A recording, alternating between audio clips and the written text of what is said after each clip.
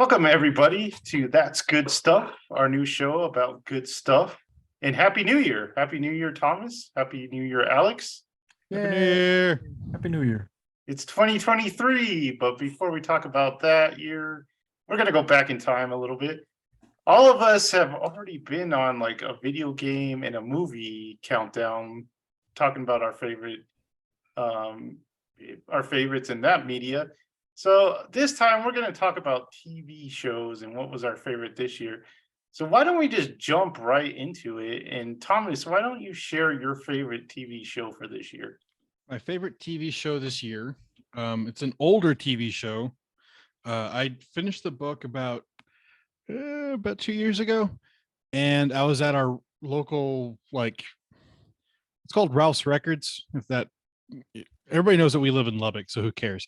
It's like this little shop that just has pretty much everything and anything you'd want, like video games, records, DVDs, Blu-rays, whatever. It's like Hastings back in the day, but very you might get stabbed in there and people would not bat an eye. So anyway, I was in there selling some unused Blu-rays that I had, and I was looking on the shelf and I found a copy of Shoguns, the James Cavill adaptation of his massive novel.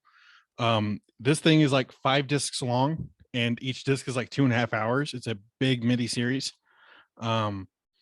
It's really good. Like it kind of holds up, and it's got Toshiro Mifune as one of the lords of Japan in there, and I think it's kind of cool because most of the Japanese in this are actual Japanese actors. They're not just name an Asian person, but they actually got Japanese actors to portray the Japanese, which I think is kind of cool. And they also have, like I said, Toshiro Mifune, who is this massive Japanese actor. He's in my favorite movie, The Seven Samurai. He plays everybody's favorite Kichijiro. But what's cool about Mifune, he's actually descended from a Japanese samurai lineage, and so it's kind of cool to see him portray what's basically his ancestors, actually like his ancestors. And he's great in it. It's a really cool series. Richard Chamberlain does a really good job as Blackthorn, who's actually based, the character is not real, but the actual character is based on an English sailor who shipwrecked on Japan and actually became a samurai in one of I forgot which court it was, but he was a full-fledged samurai, got to have swords, he owned land there, and he died there. Really cool miniseries. Really liked it. So that's, you know what year that's from? This is from 1970. I think it's 1979. I think it was released in 1980. And did it air on a Japanese network, or? I think it did. It was produced by CBS, and it's actually distributed through Paramount, which is kind of weird.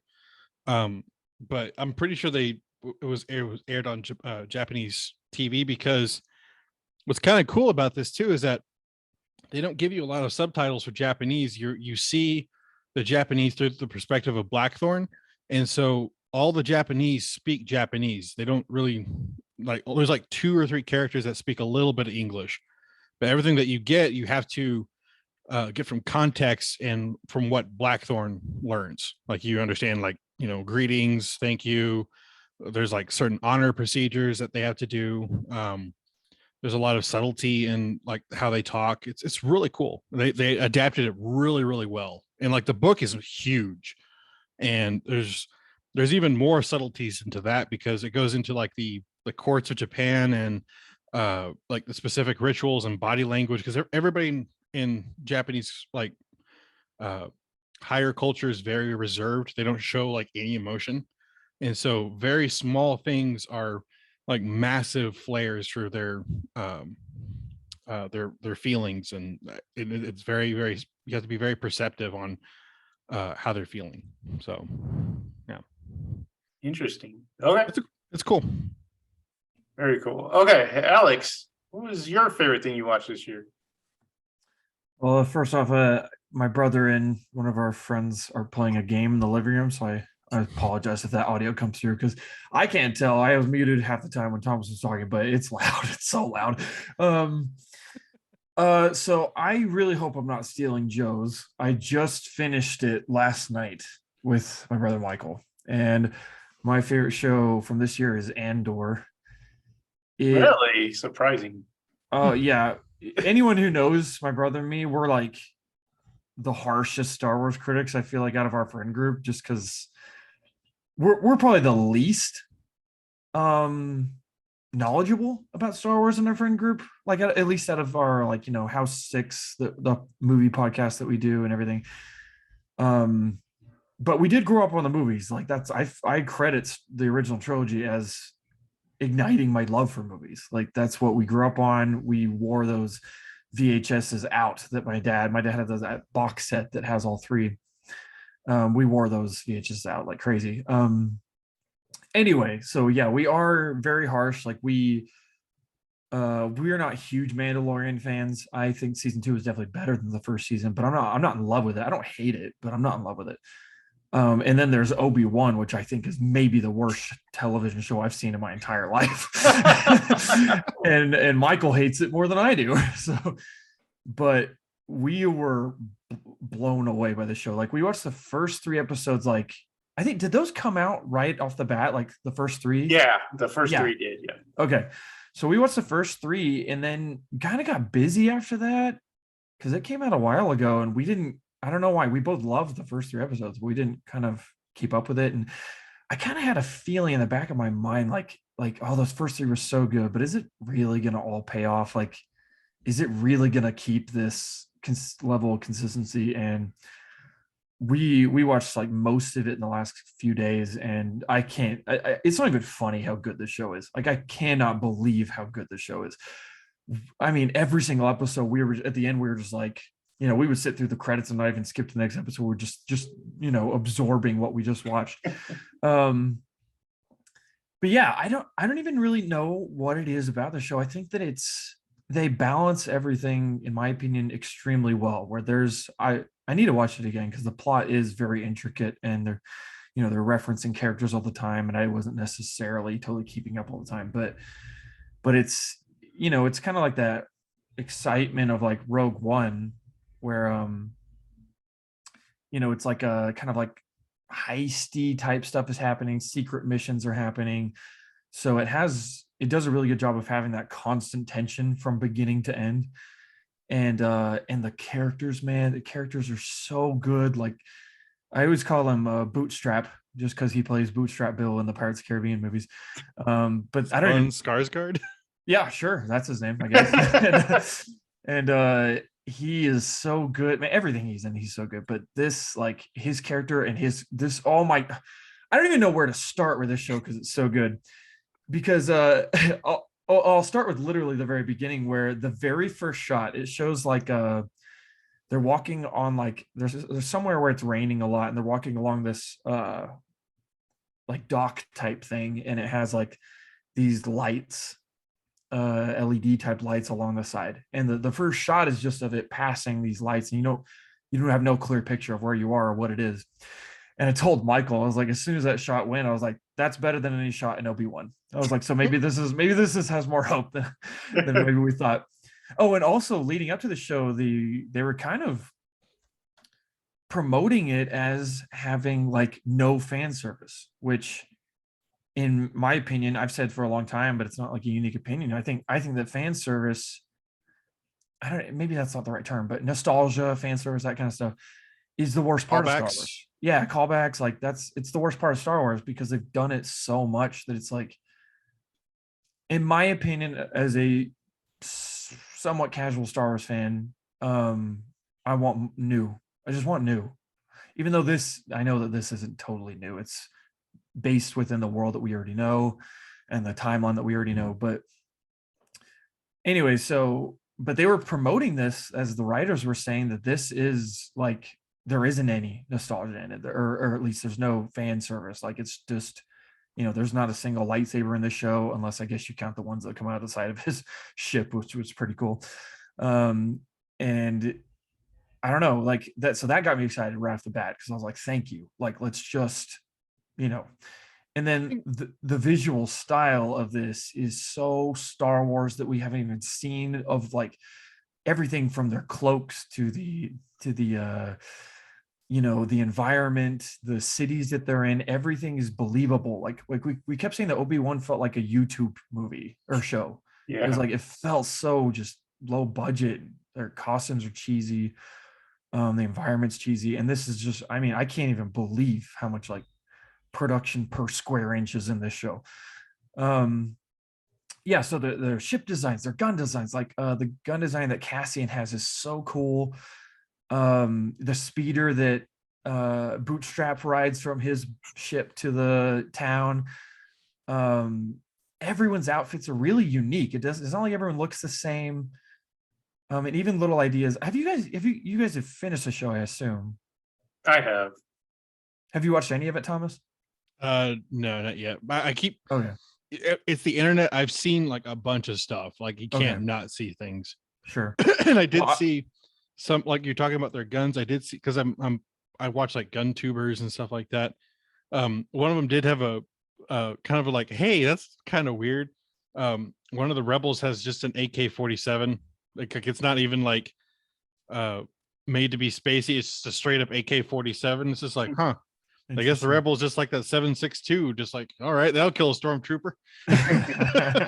Hey, yeah, if it works, it works. I don't know where Right. they would have found it, but because they're not even. One of the first things I like commented about the show when I was watching it with my brothers was like, I really like Andor's jacket that Yeah. he wears in Yeah. the first episode. Gosh, Like, I bought one of everyone's- those. What's funny is that I didn't like Andor like in the Rogue One at all. Well, I just didn't like him. But I mean, it's not to say he wasn't a good character. I just didn't like him. Sure. But you know, this show is getting really, really good reviews, and it's kind of giving me hope.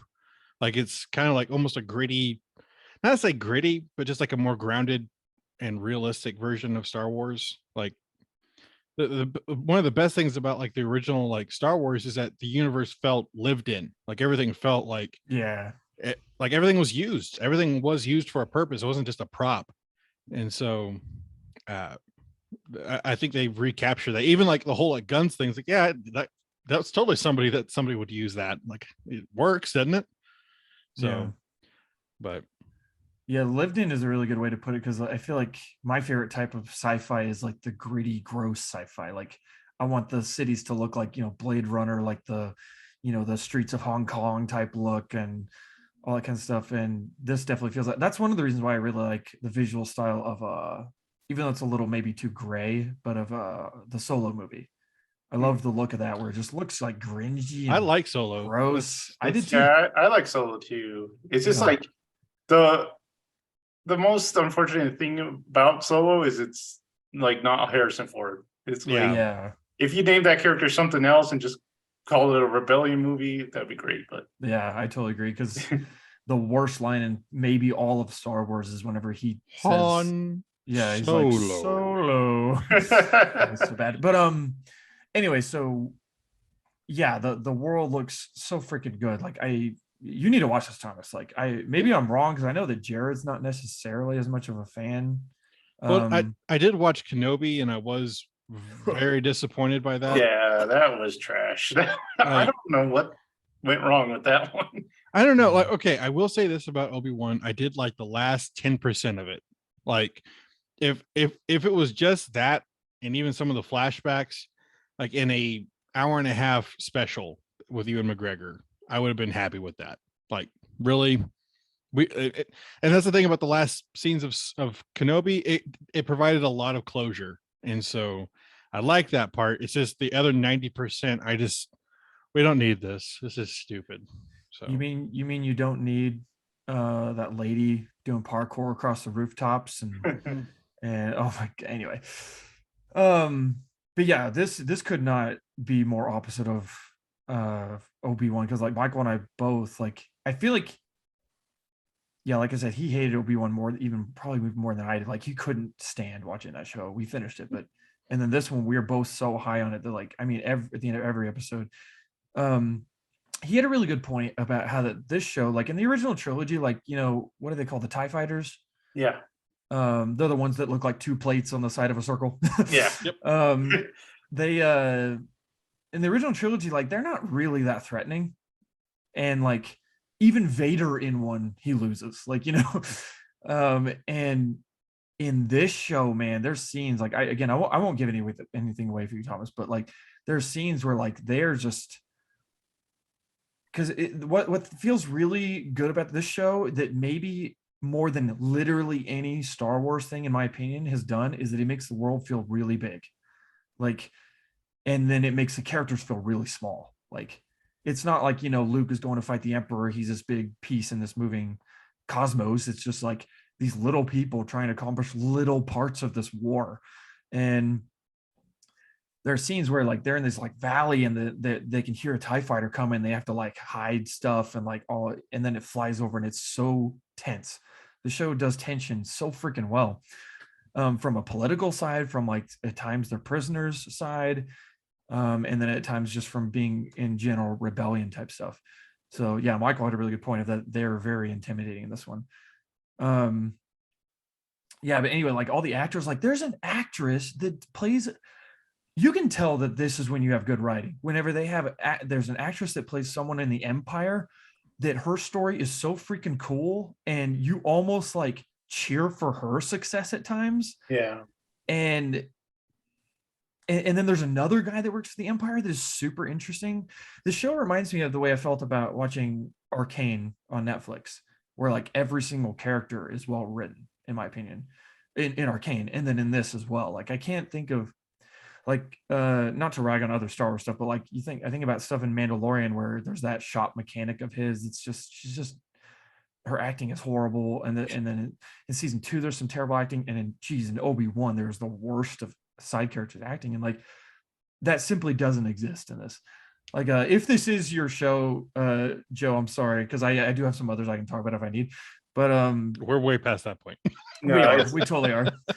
But I watched also House of the Dragon this year, and I told Thomas and Michael that like one thing that's so impressive about that show is that the world is completely, I'm never watching something and being like, oh, that's an interesting set. I'm like, no, they're there. Like, you know, and the acting never comes across as acting. It's just like they are these characters. And I just can't believe that this show does the same thing. I don't ever not believe an actor in this show, which, you know, can be very easily the case where I'm just like, yeah, well, you know, they're not that good or whatever. But anyway, so to wrap it up, I guess, man, and Andy Serkis is in this show and he's so freaking good. Like, man, They reused him. yeah. I was trying to remember, was he been in Star Wars? Yeah, He he's played Snoke. Snoke. Oh yeah, well that's whatever. That's different. Yeah, I know. I was just He like, voiced okay. it. They're like, oh, we wasted you on a crappy character. Let's bring you in for a good one. He does not play a big part in the show. Like it's a very small part. It was and, good. Yeah. It was so good.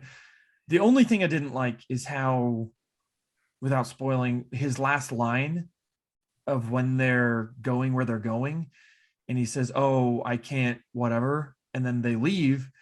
I wish they hadn't done that. I wish that they had just.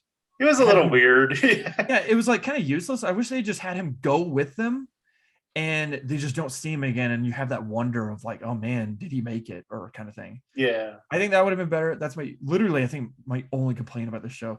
I definitely want to rewatch it because it's been a while since I watched the first 3 episodes, and I want to watch it all and try and catch more.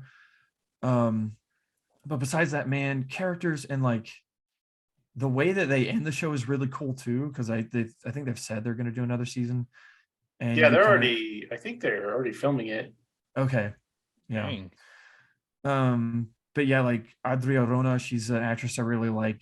She's in it and she does a really good job. And so is the lady who plays, I don't know her real name, but Petunia Dursley from Harry Potter is in it.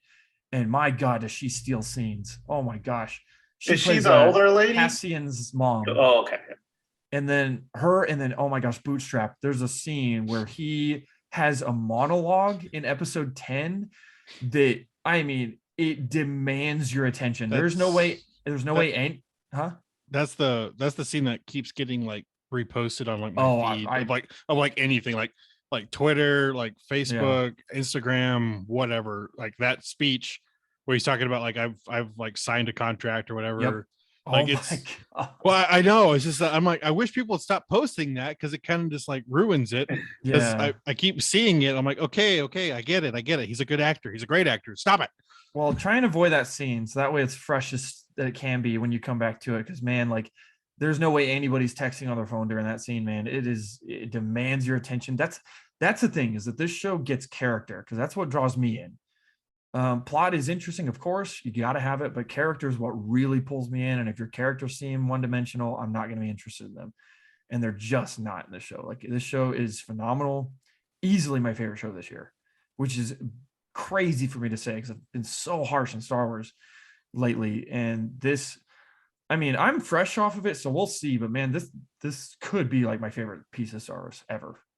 And It's you funny know, you mentioned that because or not mentioned this, but you mentioned House of Dragons. That was going to be my number one, but I thought Michael was going to be on here, and I'm pretty sure that was going to be his. yeah, So I was like, I watched this other show that's amazing, but House of Dragons was good too. So I'd be curious to hear his opinion because after us watching this, I wouldn't be surprised if he's with me, man. And he's a huge Game of Thrones fan. So, and House of Dragon was fantastic. That would have been my number one if it wasn't for this. And this just, man, it freaking nailed it. Like I watched House of Dragon. I was like, that was fantastic. Can't wait for season 2. This is like, that was fantastic. I can't wait to just watch this again. Like I'm definitely gonna watch this again. I'm not gonna watch House of Dragon season 1 again anytime soon. But this, I'm like, like I said, we watched it last night and I'm like already eager to rewatch it. Anyway, that's my number one. Nice.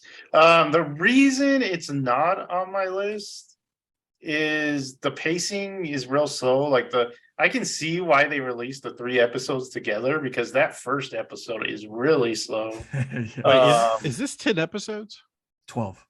12. God dang, really? Yeah, we thought it was 9 and we thought we were nearing the end and then it's 12, but that's too much. no, it's not, man. No, it's not. That's what I was gonna say. If anything, the episode count's too low for me. I would have really liked more episodes, just because of the pacing.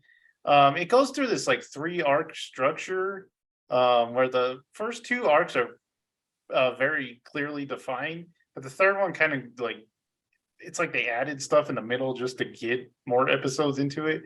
I think it would have done better if they would have took their time. A lot of people compare this to like Breaking Bad, Star Wars, and I could totally see that because it's just built on acting and dialogue, and it's so great in those aspects. I totally agree. And that's probably why that I liked it so much because Breaking Bad's like, whoop-de-doo, it's not a unique opinion, but it's my favorite show of all time. What? And I liked the slow pace of this. Like it was, again, so character focused. And I think that's why I like it too, because it makes, like I said, it makes the world believable because we're focusing on these tiny characters in this big story. And especially with Star Wars, where it's a galaxy, that's the whole thing is like, I like that. You're facing insurmountable odds. Oh, and man, I can't talk about it. Never mind. Okay. Go ahead, Joe. So there is like nostalgia in it. It's just that they're so hidden. They're Easter eggs, and they're like so hidden that you have to have like sit there with like it's Star Wars encyclopedia to find them. Well, like an actual Easter egg instead of the dice from the Millennium Falcon that they just like focus on. And it's just like, exactly. Who cares? There's something. One last thing. There's something that they do that I won't say that they're making, and then you realize what it's for at the end of the series. Which that's not subtle. What you're talking about, Thomas, but it is cool where stuff like that where it can add to just super small, non important things that can add to when you rewatch like the originals, where it's like totally like, oh, I know something about that now. And anyway, that's all I have to say. Yeah.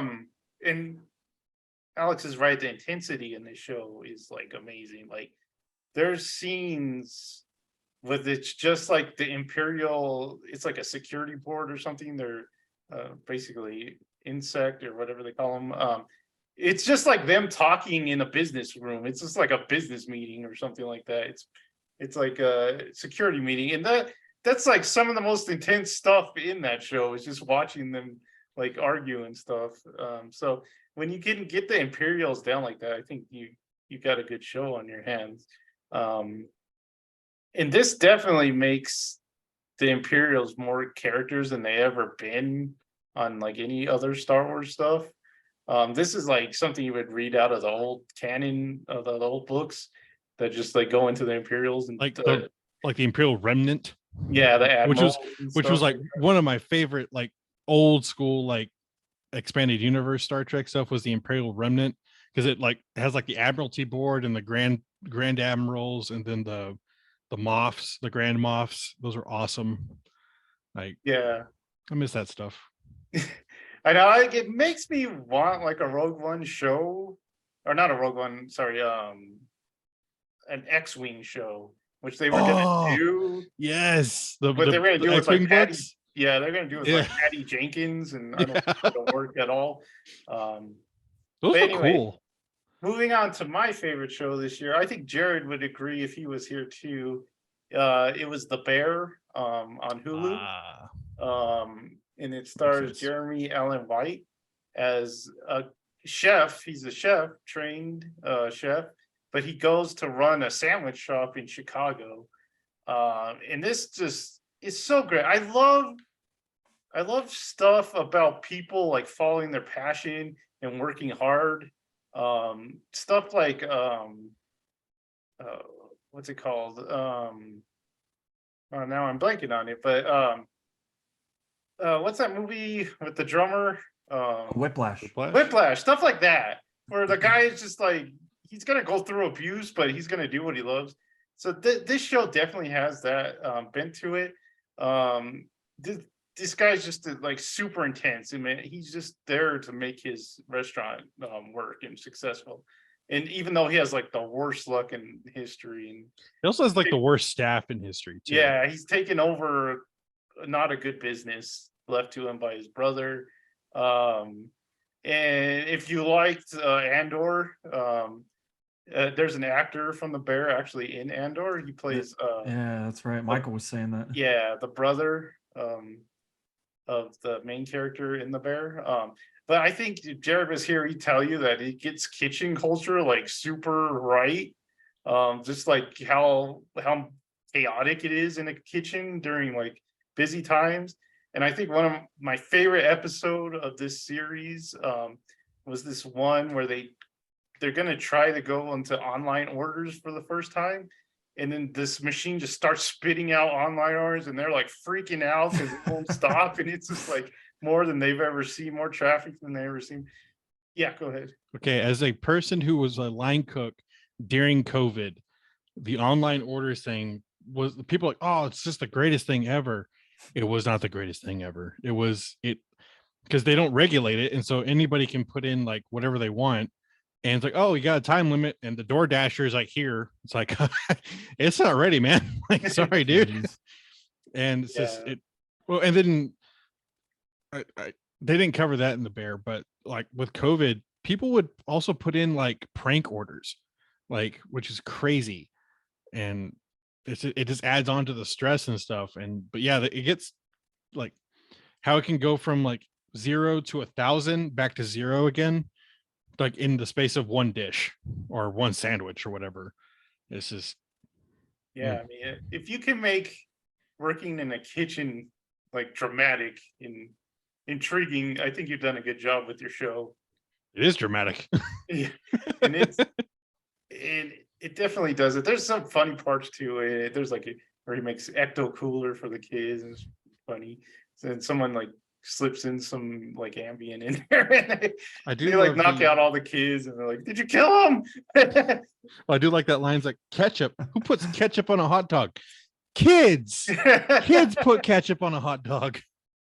So they're like catering for this party to make extra money, and so they got to cook with these kids. But yeah, it's got comedy, it's got drama. It's just a great show. I love limited series, and I wish this was a limited series. I don't, because they've already announced the second season. I don't want a second season because, like, how do you live up to this first season? But we'll see.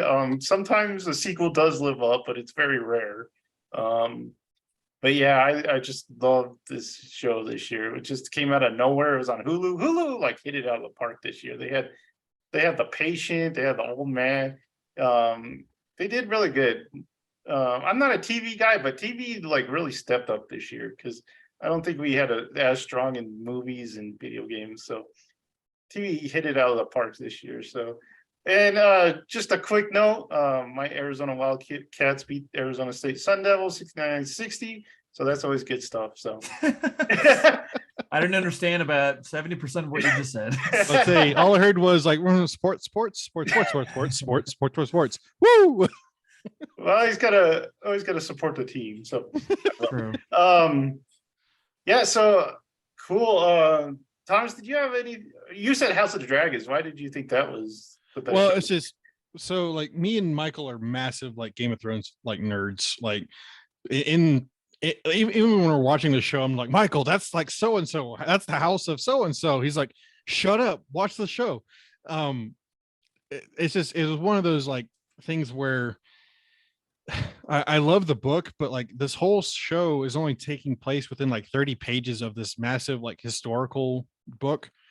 And it's kind of cool is that George R.R. Martin was talking about this. Is like, yeah, I wrote the historical book as like a forced perspective of like history, and this is the part where we're actually going to learn what is actually going on during these points in history. Like an event happened. He's like, well, here's the end point, but we're going to actually go in and see how that happened. People have assumptions, but we don't know.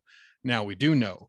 Like even like there's like this one murder in the show. I'm not going to give things away, but it turns out that this murder wasn't a murder. It was like a ruse, and this person like got away. It was very, very interesting because in the book it says he was murdered by this guy, and and when you watch the show, it turns out it's not a murder. It was a fake out. But yeah, and also they got the dragons right in this, and I was kind of scared because they're like, oh yeah, we're gonna see more dragons than we've ever seen in Game of Thrones. And then you go back to season 8 and it's like, oh my God, that was terrible. But this one, like they used dragons not sparingly exactly, just it wasn't over like dragonized, even though this is House of the Dragon. This is like the height of their power. They still only used them when they had to. They just didn't use them willy-nilly. And so it was just great. And the acting was superb. Matt Smith is fantastic in this. He's probably the best part of the show, if I had to guess. I don't know, man. Maybe Patty, what's his face, the king.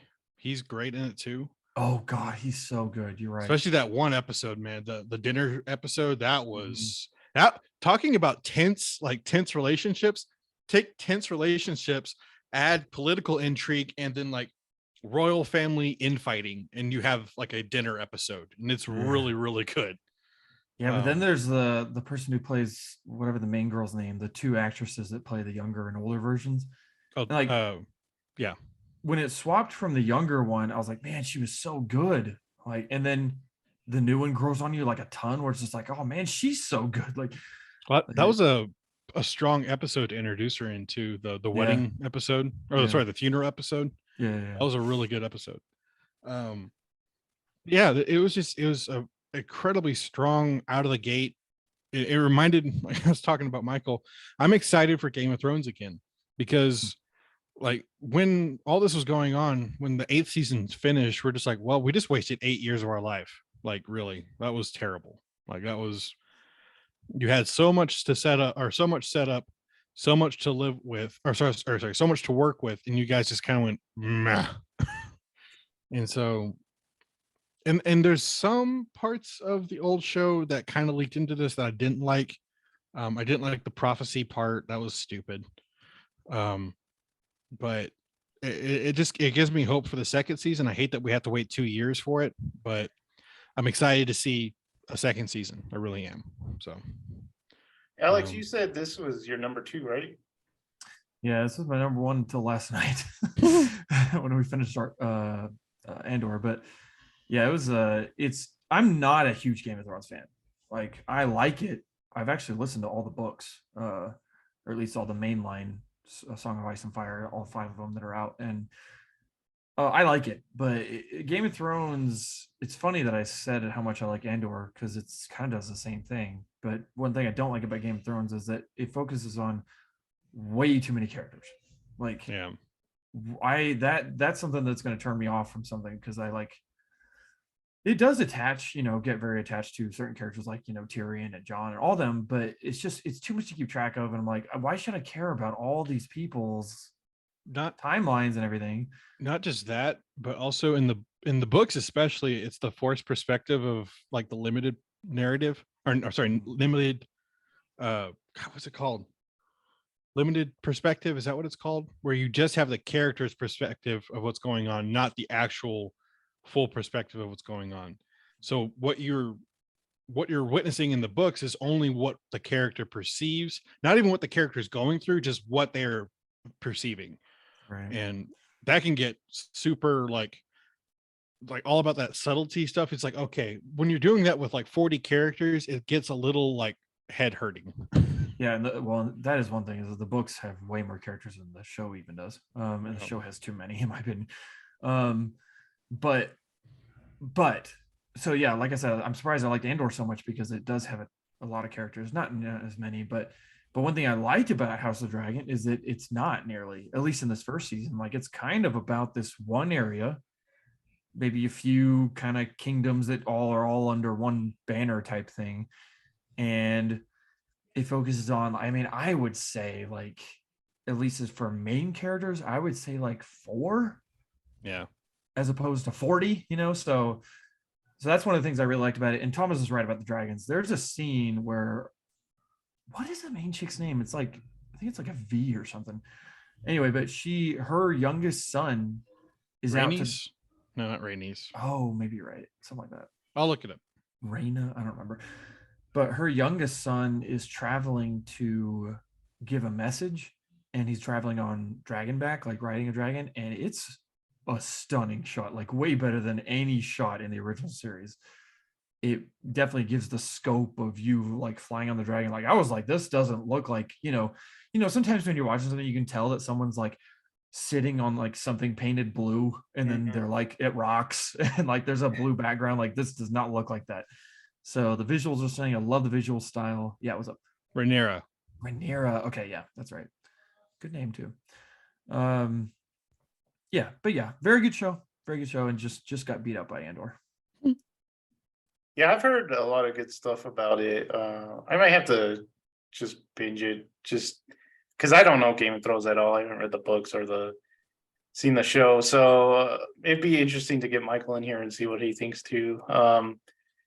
But Thomas mentioned that it's basically about the appendix of some like books of the main books, and another show tried to do that with a lot less success. Lord of the Rings, Ring of Power, which was probably the worst, one of the worst shows I saw all year. You guys agree with that?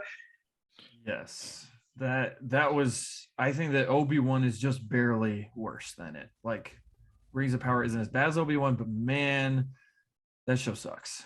And I'm a huge, unlike Game of Thrones, I'm a pretty big, when I say a huge, I've only listened to the books one time, but I love the movies of Lord of the Rings, and that show's not good. Well, as someone who literally just went through the Silmarillion, like for the first time in like 20 something years, this show like spat on pretty much everything that Tolkien ever tried to like just write down and be like the spirit of actual Lord of the Rings. This show just like completely garbled it up and just spat it out. Like even Yeah, it's like the Like- McDonald's version of Tolkien. it kind of is. And I saw this one YouTuber that was just like it was a comedy bit, but it's so like made it perfect. What they're trying to say is that they're going through like Lord of the Rings and like the Numenorians, and the guy's like, the sea is always right. And like it comes back to the YouTubers like, the sea is always right. Like, I'm sorry, is this the same guy that wrote the poetry for like all of Lord of the Rings? Or he's just having a bad day. He's like, you know what? C.S. Lewis is down at the pub. It's 5 p.m. Let's just cut it off, right? The sea is always right. That'll do. And he's like walks out. It's like, no, like C.S. Lewis would not write something so one, stupid, and two, just boring. Like that is a terrible saying. Like the sea is always right. I'm like, she's right about what? Don't forget the other terrible line Yes, I know where the terrible line. Gandalf but- is like, oh my God. I am good. Not bad. No, but Ishtar aren't even supposed to be there yet. They come in the third age, not the second age. Same with the And- hobbits. They're not supposed to be there either. Well, I mean, like, okay, I see like where the Harfoots come in because they did have like the Harfoots are technically the ancestors of the hobbits, but they're straight up hobbits. Like they straight, at least they are. And also the biggest thing for me was the Numenorians. They were terrible. They were so bad Yeah. because the Numenorians are. I say they're bad. Like the Numenorians are not a good people, I guess, quote unquote. But that's what made them interesting is that they are a very complex race, and they are very envious of the elves and their power. And even though they are like the highest order of humans, they want to be elves. And so that's why they fell to Sauron and his, machinations is because of envy. But they're just like, we're just, kind of like New Zealand kind of pirate-y people, sort of. Like we don't have a defined culture of any kind. Like we all look vaguely Eastern Island people, but not really, because then we have white people for some reason. Well, yeah. I mean, you make a good point. They're like they were one of the powers back then. Yeah. And They then were. when they get an army to go like face whatever's going on in the south, to get like all the teenagers and throw them. Yes, exactly. Like the new recruits. I'm just like, I'm sorry. And not only that, but they have Elendil, who is like the king of Gondor and I forgot what the other kingdom was. Gondor's other kingdom. Like, and they're like, oh yeah, that's Elendil. And he's just like, hi. I'm like, no, that's Elendil. He's a nobleman of a really powerful house, and he's supposed to have Narsil. Like Narsil is his sword. That's their family sword from the first age. That thing is like over like 6,000 years old, and he just has like this little Roman short sword, and he's just like, "Hi, I'm Elendil." That's literally his introduction. And like I saw a YouTuber, and he's like, "Well, this isn't Elendil. We'll just call him Ocean Man." He's like, Ocean Man, and that's about it. And it's just, Yeah, all the characterization's really bad. What's his name? Elrond. Like he's terrible. He's just like some weak guy that's traveling. He's a dork. Yeah. Like, he really is. Like the best part of the show are the dwarves. That's the best part. That's the only thing that felt Tolkien was the dwarves. Like I like Durin, even though.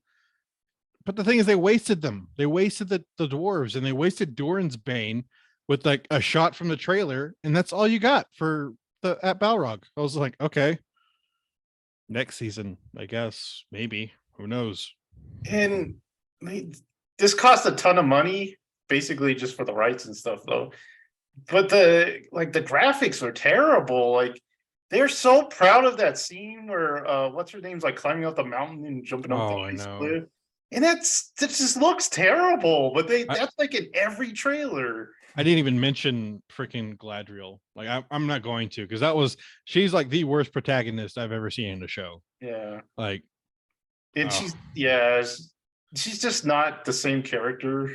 I mean, she's supposed to be like a powerful witch, and this person's just like yeah. She's like a bratty Amazon. And like I love like people are like, so where's her family? Because she has like her husband and who like her kids. Like I guess she's just like, oh, whatever. Vengeance calls, so mommy has to go out and like kill somebody. I think they actually killed her husband off, and like in the backstory for the show. But he's in the movies. I know. He's right there. Yeah, so that was terrible. The only other show that was probably worse was She-Hulk. I don't think you guys saw that one, but no.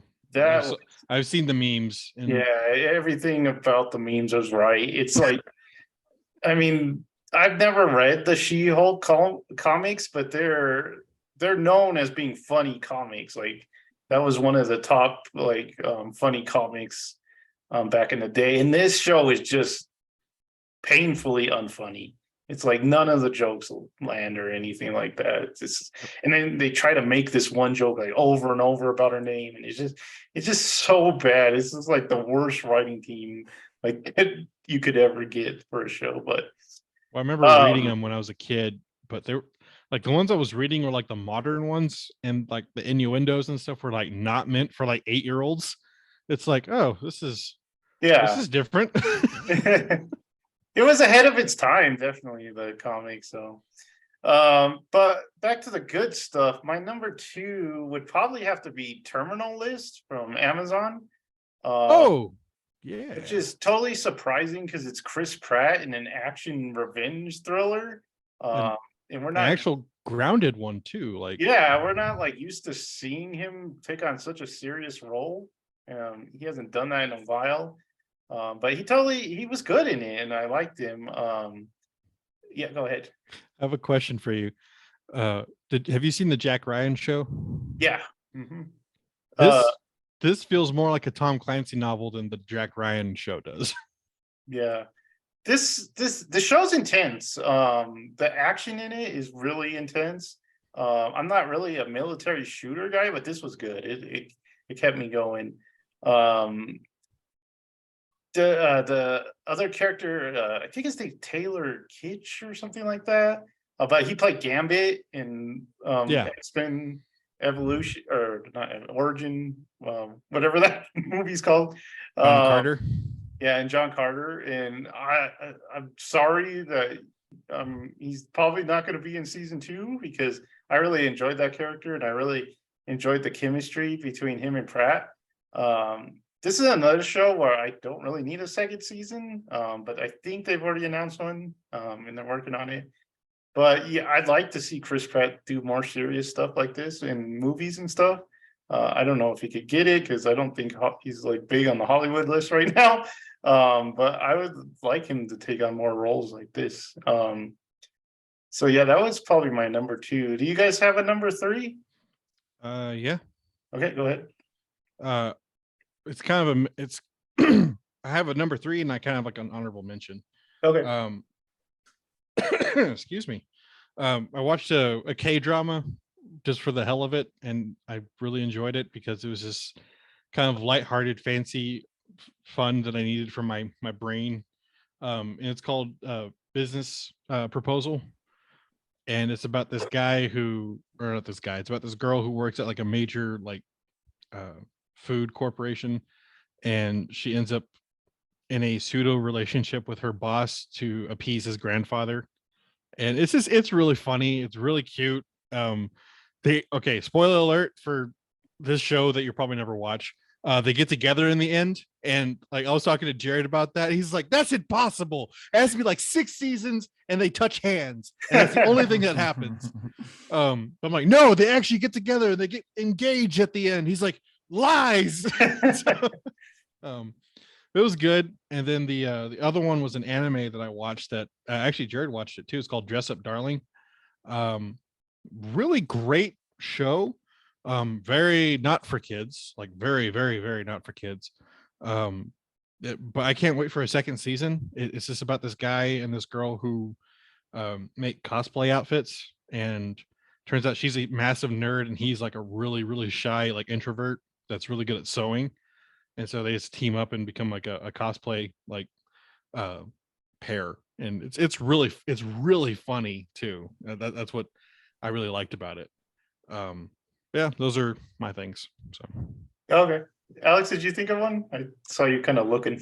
Yeah, I was looking. I didn't think about doing a top 3, but I guess the 3 might be. There's a show called Mythic Quest. Oh yeah. And it's from the guy that plays Mac, or his real name is something Mac. Rob McKenna. Huh? Rob McKenna. Is that how you say it? I think so. Because It's it's his- like McElhenney. Yeah, something like that. I don't know. It's Mac is what he's like. That's it's what he Mac goes from by. Always Sunny, and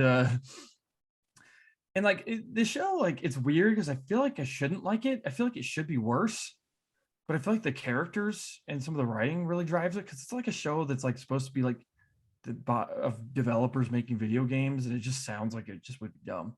But it's really good. Like some of the characters, man. The guy that plays Rickety Cricket from Sunny is in it, and his character. He's probably my favorite character in the show. He's just a Weasley man that's like, no one takes him that seriously, and he's so funny. And then his assistant is this girl named Jo. And what I do like about the show is it's not just like the unbearable, like showing one side of politics in like a lot of comedies where they make fun of just one side. Like they kind of make fun of everyone, which is really funny. But there's this one, his assistant is like this like hyper conservative girl that's kind of insane. It's so funny. So that's just like a pure enjoyment one. And then for a honorable mention is a show that didn't come out this year, but I finally watched it, is the first season of True Detective. I finally got around to that, and I heard it's great, and it really is. Like that's one of Matthew McConaughey's first serious roles, if I remember correctly. He did like Reign of Fire and stuff like that. It might not be one of his first ones, but it's one of his best ones for sure. Definitely in the reconnaissance. Yeah, and Woody Harrelson is fantastic in it too. Yeah, These get two Texans together, man. It's gold. Is Woody Harrelson Texan too? Oh yeah, they Nice. both like super Texan. Very That's much. funny. Yeah. Nice. But yeah, that's all I got. All right. So my third show is also an Apple TV show. It's called Severance, starring Adam Scott. I It wanna has watch that Christopher- so bad. It's man. got Christopher Walken in it, Thomas. But this show is super intriguing. The reason it's so low on my list is because I like shows that like wrap it up. I hate like the cliffhanger when the show is just designed to end on a cliffhanger, and that's kind of this show. But Hey, it's now. so intriguing, like that mystery. Basically, it's like these people take on a job, and for that job, they have to sign a contract where they like erase their memories of the job. So it like splits their personality. So they have a life at home and they have a life at the job, and they're not supposed to interact. So this shows the drama of what would happen like if those two interacted. And it's just a really good mystery. It's intriguing. I love the set design. It's like a big corporation, and you would get lost in the floors if you really worked there. It's like, and it's very like the colors are very plain and stuff like that. And they work on these like old-fashioned computers, just putting in text and stuff like that. So I love that aspect to the show. And the characters are pretty good too. Adam Scott's really good in it. He plays a good person in a suit for some reason. Put him in a suit and he's probably good in that movie. But yeah, he plays a good businessman for some reason. As for my honorable mention, I would go with, dude, I totally forgot what it was. Oh, Andrew Garfield was in the show. I can't remember the name of it. It's like Under the Banner of Heaven or something like that. Yeah. But he's a detective. He plays a Mormon detective that has to like solve this case that has the church involved in everything, and he's fantastic in it. It's a crime drama if you like those. I'm at the age where I really like crime dramas. So maybe you guys probably, I don't know if you guys like crime dramas, but he's really good in that show. And so that would be my honorable mention. Honorable or dishonorable mention, I would go with just another one. The opposite of a good crime drama is like, it's called The Watcher on Netflix. It's got Naomi Watts in it and that lady from the American Pie movies. And the biggest problem I have with this, because this is based on a famous case that kind of goes around the internet. If you watch a lot of like internet mysteries, you'll recognize this case. But the problem I have with the show, because a lot of people like the show and it's got an interesting premise, but the problem I have with it is it could have done so much better if they cast like unknown actors. The people that they cast, you know them, so you never get a sense that these people are living real lives. It just always feels like it's a drama, or it always feels like actors playing a part. and that's the reason I didn't really like that show. But yeah, so that was kind of our mini review of what happened in 2022. I'm not even sure what comes out in 2023. I'm sure there's more Star Wars and stuff like that. But yeah, thanks for joining me, guys, Alex and Thomas. Do you have one more thing? Yeah, sorry. I was going to touch on some of the shows you were talking about, but I didn't want to interrupt. Oh you. yeah, go ahead. I haven't finished Severance, but you're right. It's a very, very cool idea because it's like they show her. I guess she doesn't realize the severity of what she's signed up for, where like she tries to leave work as her work personality, and she immediately comes back in the door, or she like opens the door and she's back in the building because as soon as she steps out the door, she can't remember anything because that's the other her, and it splits. That's why I call it Severance, obviously, but they split them too, and it's just an interesting idea where you are almost like betraying yourself. Yeah. Where I don't know, it's a cool idea.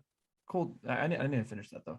It sounds and then like a Philip K. Dick like idea, like that. Yeah. Paycheck. Yeah, Very it sci-fi. it reminds me of Black Mirror a lot. That's the biggest vibe I got from watching it. And then for that Andrew Garfield one, I'm glad you said that because that's been on my list and I totally forgot because I really like him.